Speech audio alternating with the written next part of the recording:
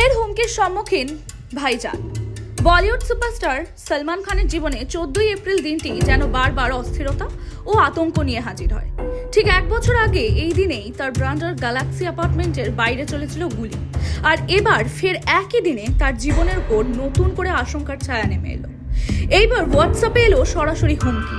মুম্বাইয়ের worldly transport দপ্তরের official WhatsApp নম্বরে একটি বার্তা পাঠানো হয়, যেখানে দাবি করা হয় অভিনেতার বাড়িতে ঢুকে হামলা চালানো হবে এবং গাড়িতে বিস্ফোরক রেখে সেটিকে উড়িয়ে দেওয়া হবে।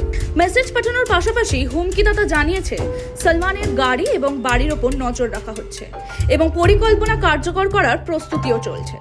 এই ঘটনায় চাঞ্চল্য ছড়িয়ে পড়ে প্রশাসনিক মহলে। মুম্বাই পুলিশের তরফে জানানো হয়েছে ওয়ার্ল্ডলি থানায় একটি মামলা রুজু হয়েছে এবং সাইবার শাখার ঘটনার তদন্তে নেমেছে। নিরাপত্তা ব্যবস্থা আরও জোরদার করা হয়েছে সলমান খানের জন্য।